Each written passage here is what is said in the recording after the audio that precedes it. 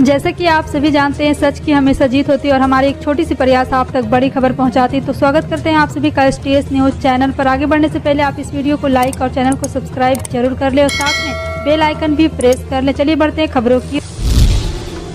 बता दें, पीएम नरेंद्र मोदी और सीएम योगी आदित्यनाथ की मुलाकात का असर यूपी में दिखने लगा है। लखनऊ में अपने घर पर बीजेपी के सांसद और विधायकों को बुलाकर योगी उनके मन की बातें सुन रहे हैं। जितने नेता उतनी तरह की बातें, किसी के पास सुझाव है तो किसी के पास किसी के खिलाफ शिकायतें। लोकसभा चुनाव से पहले बीजेपी अपने जनप्रतिनिधियों का मूड ठीक कर लेना चाहती है। बीजेपी नेताओं में इस बात की कड़ी और बड़ी चर्चा रही है कि अधिकारी उनकी सुनती नहीं है। सरकार ने उनकी कोई पूछताछ नहीं की है। सत्ता में होने के बावजूद उनकी लगातार अनदेखी होती है। फैसलों में विधायक और सांसदों की चली गई नहीं, इस पर भी अभी मुख्यमंत्री ने कम से कम अपने घर तो बुला लिया है। गुजरात हाईकोर्ट ने साबरमती नदी के प्रदूषित पानी के संबंध में स्वतः संज्ञान लिया है। गुजरात हाईकोर्ट ने गुजरात सरकार से कहा है कि साबरमती नदी के प्रदूषित पानी पर गंभीरता से ध्यान देने और तत्काल कार्रवाई की जरूरत है। कोर्ट ने कहा है कि इस तरह का प्रदूषित और दूषित पानी स्वीकार्य नहीं है। एडवोकेट हेमांग शाह ने साबरमती नदी के प्रदूषित पानी के बारे में गुजरात हाईकोर्ट को जानकारी दी। शाह ने कोर्ट में सैंपल भी दिया है। साल 2022 में किसानों को कई प्राकृतिक आपदाओं से दो चार होना पड़ा था। इन किसानों की फसलों को बारिश, सूखा, आंधी, तूफान और ओलावृष्टि के चलते भारी नुकसान झेलना पड़ा। अब ऐसे किसानों को बिहार सरकार कृषि इनपुट सब्सिडी के तहत राहत प्रदान कर रही। फसल पर भारी नुकसान झेल चुके किसानों को इस योजना के तहत प्रति हेक्टेयर 13,500 रुपये सहायता राशि प्रदान की जा रही। बता दें कि विभिन्न प्राकृतिक आपदाओं के चलते किसानों को भारी नुकसान उठाना पड़ता है।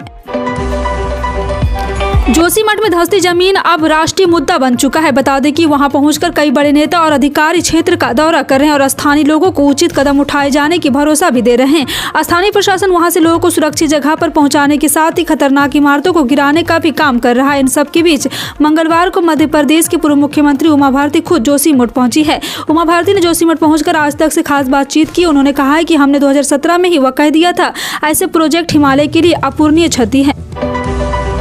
दिल्ली परिवहन निगम जल्द ही दिल्ली NCR में और इंटरसिटी परिचालन के लिए प्रीमियम बसें चलाने जा रही है। इसकी सैद्धांतिक मंजूरी DTC ने 9/1/2023 को हुई अपनी बोर्ड मीटिंग में दे दी है। इसके अलावा DTC बोर्ड ने DTC कर्मचारियों द्वारा दोपहिया वाहनों के उपयोग को प्रोत्साहित करने के लिए DTC डिपो के मुफ्त चार्जिंग की सुविधा देने को भी मंजूरी दी है। DTC कर्मचारी वाहनों की खरीद के लिए दिल्ली EV नीति 2020 के प्रावधान के अनुसार दिल्ली फाइनेंस कॉर्पोरेशन द्वारा सूचीबद्ध वित्तीय संस्थान से कर्ज लेने में सक्षम होंगे। देश की राजधानी दिल्ली वर्ष 2022 में भारत का सबसे ज्यादा प्रदूषित शहर था। केंद्रीय प्रदूषण नियंत्रण बोर्ड के आंकड़ों के विश्लेषण के अनुसार दिल्ली में PM 2.5 का स्तर सुरक्षित सीमा से दोगुना से अधिक था। और आपको बता दें कि PM 10 स्तरों के मामले में गाजियाबाद यहाँ पे सबसे प्रदूषित शहर था। इसके बाद फरीदाबाद और फिर दिल्ली तीसरे स्थान पर है। PM 2.5 और PM 10 के लिए देश के मौजूदा वार्षिक औसत सुरक्षित सीमा 40 और माइक्रोग्राम प्रति क्यूबिक मीटर 60 और माइक्रो प्रति क्यूब मीटर है। लोकसभा चुनाव में अभी भले ही 1.25 साल का वक्त बाकी है, लेकिन बिहार में राजनीतिक बिसात अभी से बिछाई जाने लगी। बीजेपी 2024 के लिए ताना बाना बुनने में जुट गई है। तो महागठबंधन में वापसी के बाद नीतीश कुमार प्रदेश भर का दौरा कर सियासी माहौल की था ले रहे हैं। खरमास के खत्म होने और मकर संक्रांति के बाद CM नीतीश अपनी कैबिनेट का विस्तार कर सकते हैं। ऐसे में कांग्रेस ने मंत्रिमंडल में अपनी ताकत बढ़ाने के लिए नए डिमांड के साथ नीतीश पर दबाव बनाना शुरू कर दिया है। देश की राजधानी दिल्ली में कोहरे के साथ ही पॉल्यूशन का कहर भी जारी। दिल्ली की हवा बीते दिन यानी सोमवार को खतरनाक स्तर पर पहुंचने के बाद मंगलवार 10 जनवरी को भी चिंताजनक स्थिति में है। प्रदूषण के खतरनाक स्तर को देखते हुए दिल्ली परिवहन विभाग ने BS3 पेट्रोल और BS4 डीजल गाड़ियों पर 12 जनवरी तक रोक लगा दी है। रिपोर्ट के मुताबिक हाल ही में केंद्र के वायु गुणवत्ता पैनल ने दिल्ली NCR में ग्रेडेड रिस्पॉन्स एक्सेस प्लान के लेवल 3 के तहत प्रतिबंधों को लागू करने का निर्देश दिया था। कर्नाटक की राजधानी बेंगलुरु में मंगलवार को निर्माणाधीन मेट्रो का पिलर गिरने से बड़ा हादसा हो गया। यहां के आउटर रिंग रोड पर निर्माणाधीन मेट्रो का पिलर गिरने से एक महिला और उसके 2.5 साल के बेटे की दर्दनाक मौत हो गई। हादसे में महिला का पति और एक अन्य बेटा घायल हुआ है। पुलिस ने बताया कि सुबह करीब 11 बजे मेट्रो का निर्माणाधीन पिलर गिर गया और इसकी चपेट में एक बाइक आ गई, जिस पर 4 लोग सवार थे। महिला और उसके बेटे को हादसे में गंभीर चोट आई थी। दोनों को अस्पताल ले जाया गया, जहाँ इनकी मौत हो गई। प्रधानमंत्री नरेंद्र मोदी राष्ट्रीय युवा दिवस के अवसर पर गुरुवार को कर्नाटक के हुबली में 26वें राष्ट्रीय युवा उत्सव का उद्घाटन करेंगे। प्रधानमंत्री कार्यालय के मुताबिक आध्यात्मिक गुरु स्वामी विवेकानंद की जयंती को राष्ट्रीय युवा दिवस के रूप में मनाया जाता है। महोत्सव राष्ट्रीय स्तर पर प्रतिभावान युवाओं को अनुभव प्रदान करने के साथ साथ उन्हें राष्ट्र निर्माण की दिशा में प्रेरित करने के लिए हर साल आयोजित किया जाता है। केंद्रीय कर्मचारियों के पास सस्ते में होम लोन लेकर आशियाने के सपने पूरा करने के लिए केवल 3 महीने का समय बचा है। हो सकता है नए वित्त वर्ष में 2023 से 24 में केंद्रीय कर्मचारियों के लिए हाउसिंग बिल्डिंग एडवांस पर ब्याज दरों में सरकार बढ़ोतरी कर दे। बीते 8 महीनों में आरबीआई ने 5 बार रेपो रेट में बढ़ोतरी करने का ऐलान किया है। त्रिपुरा में बीजेपी की सरकार में शांति कायम रहने का हवाला देते हुए असम के मुख्यमंत्री हेमंत बिस्वा शर्मा ने मतदाताओं से अपील की है कि वो इस पूर्वोत्तर राज्य में रक्तपात के दिनों को वापस न आने दें। सोमवार को गोमती जिले के किल्लाझल इलाके में जन विश्वास रैली को संबोधित करते हुए उन्होंने कहा कि बीजेपी की सरकार में विकास की गति 100 किलोमीटर प्रति घंटे के हिसाब से जारी है। शर्मा ने कहा है कि त्रिपुरा को पहले हत्या और दुष्कर्म के लिए जाना जाता था, लेकिन अब यहाँ शांति है। सुप्रीम कोर्ट ने महाराष्ट्र के राजनीतिक संकट के संबंध में उद्धव ठाकरे और मुख्यमंत्री एकनाथ शिंदे के बीच दायर याचिका पर सुनवाई के लिए अगली तारीख 14 जनवरी तय की है।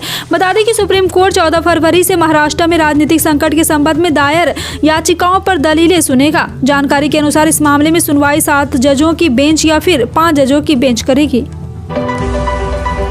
हरियाणा के उप मुख्यमंत्री दुष्यंत चौटाला हिसार जिले के बैक टू बैक नए साल के 2 और बड़े प्रोजेक्ट के तोहफे देने जा रहे हैं। इन दोनों प्रोजेक्ट पर करीब 80 करोड़ रुपए खर्च होंगे। अभी कुछ दिन पहले ही जहां तलवंडी राना से मिर्जापुर रोड का बाईपास मंजूर करवाया था, वहीं हिसार शहर के लिए पीडब्ल्यूडी विभाग का एक 5 स्टार आलीशान रेस्ट हाउस और विभाग का 6 मंजिला ऑफिस भी मंजूर करवाने में सफल हुआ है। ये विभागीय ऑफिस चंडीगढ़ के निर्माण सदन की तर्ज पर अत्याधुनिक सुविधा से लैस होगा।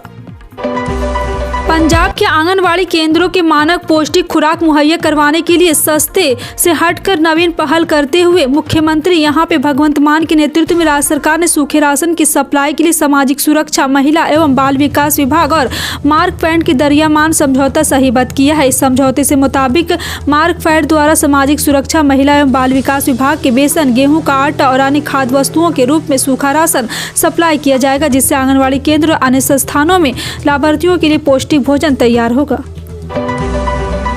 दिल्ली के महरौली में हुए श्रद्धा हत्याकांड को लेकर पुलिस के हाथ कुछ असहम सुराग लगे। जी आपको बता दें कि इस मामले में अभी तक दिल्ली पुलिस की जांच चल रही है। इसके चलते दिल्ली के साकेत कोर्ट ने आरोपी आफ्ताब आमीन पुणेवाला की नियासत और न्यायिक हिरासत 14 दिन के लिए और बढ़ा दी है। वहीं आज आफ्ताब ने जेल में पढ़ाई के लिए कानून की कुछ किताबों की मांग की। कोर्ट ने अधिकारियों को उसे गर्म कपड़े मुहैया कराने का भी निर्देश दिया है। नए साल की शुरुआत और बजट से पहले ही सोने चांदी की कीमत में तेजी देखने को मिल रही है। वहीं सोना और चांदी की कीमतों में लगातार उछाल देखा जा रहा है। भारत में सोने की कीमत ऑल टाइम हाई के करीब पहुंच गया है। MCX पर सोना वायदा उछलकर 56,175 रुपये प्रति 10 ग्राम हो गया है, जबकि अगस्त 2020 की बात करो तो यह 56,200 रुपये तक पहुंचा था। उत्तर प्रदेश में घरेलू बिजली की कीमतों ने एक बार फिर आम आदमी की जेब पर भारी असर डाल दिया है। जहां एक तरफ कंपनियों ने बिजली की दरों में 18 से 23% का इजाफा किया, वहीं दूसरी तरफ अगर यह नई दरें लागू होती तो ग्रामीण उपभोक्ताओं को बिजली के लिए प्रति यूनिट 3.50 से बढ़कर 4.35 रुपये हो जाएगी, यानी कि करीब 300 यूनिट से ज्यादा बिजली खपत करने पर 5.50 पैसे प्रति यूनिट की जगह 7 रुपये प्रति यूनिट भुगतान करना होगा। सऊदी अरब ने सोमवार को घोषणा की है कि इस साल के हज के लिए तीर्थयात्रियों की संख्या की कोई सीमा नहीं होगी। अब अरब न्यूज ने देश के हज और उमरा तौफीक अल रबिया के मंत्री का हवाला देते हुए बताया कि हज एक्सपो 2023 में बोलते हुए तौफीक अल रबिया ने कहा है कि इस वर्ष हज में भाग लेने वाले लोगों की संख्या पूर्व महामारी के स्तर पर वापस आ जाएगी और इस वर्ष हज तीर्थयात्रियों के लिए कोई आयु सीमा नहीं होगी। आपको बता दें, सऊदी अरब के हज उमरा मंत्रालय ने ट्वीट किया कि हज एक्सपो 2023 के उद्घाटन के दौरान हज और उमरा के महामहिम मंत्री डॉक्टर तौफीक अल रबिया ने घोषणा की है कि 14,044 H में हज यात्रियों की संख्या कोरोना वायरस से पहले की तरह वापस आ जाएगी। ओडिशा कृषि विभाग ने अपने कर्मचारियों को वार्षिक संपत्ति की डिटेल देने के लिए कहा है। साथ ही विभाग ने यह भी कहा है कि जो कर्मचारी वार्षिक संपत्ति की डिटेल नहीं देंगे उनकी सैलरी रोक दी जाएगी। खास बात यह है कि राज्य पद सरकार के निर्देश के बाद कृषि सचिव अरविंद कुमार ने यह आदेश जारी किया। उन्होंने कहा है कि ओडिशा कृषि विभाग के सभी कर्मचारी 31 जनवरी तक अपनी वार्षिक संपत्ति की डिटेल जमा कर दे। अगर वे ऐसा नहीं करते तो उनकी सैलरी रोक दी जाएगी। विराट कोहली ने श्रीलंका के खिलाफ गुवाहाटी में खेले गए जा रहे पहले वनडे मैच से शानदार शतक जड़ दिया है। इसी के साथ उनके अंतर्राष्ट्रीय क्रिकेट में कुल 73 शतक हो गए हैं। इससे पहले कोहली ने अंतर्राष्ट्रीय क्रिकेट में 72 शतक लगाए थे और श्रीलंका के खिलाफ पहले वनडे में जड़ा शानदार शतक उनके करियर का 73वां शतक है। साथ ही वनडे क्रिकेट में यह उनका 45वां शतक है। इसके अलावा उन्होंने इंटरनेशनल क्रिकेट के सबसे ज्यादा 100 शतक लगाने वाले भारत के सचिन तेंदुलकर के एक रिकॉर्ड की बराबरी भी कर ली है। अंतर्राष्ट्रीय बाजार में क्रूड ऑयल के दाम में जारी हलचल के बीच भारतीय तेल कंपनियों ने 10 जनवरी मंगलवार को पेट्रोल डीजल के ताज़ा भाव जारी कर दिए हैं। WT क्रूड ऑयल के यहाँ पे दाम में उठापटक का असर आज घरेलू मार्केट में पेट्रोल डीजल की कीमत में नहीं दिखाई दिया। ऐसे में भारतीय ऑयल मार्केटिंग कंपनियों ने 229वें दिन पेट्रोल डीजल के दाम में दिल्ली और चेन्नई में बदलाव किया गया है, बाकी राज्यों में भाव स्थिर है। नई दिल्ली 10 जनवरी देश की सबसे बड़ी बिजली उत्पादक कंपनी राष्ट्रीय ताप विद्युत निगम लिमिटेड की कोयला खनन यूनिट ने चालू वित्त वर्ष के पहले 9 माह में एक साल पहले इसी अवधि की तुलना में 51% अभूतपूर्व वृद्धि हासिल की है। NTPC के प्रवक्ता ने मंगलवार को ये जानकारी दी।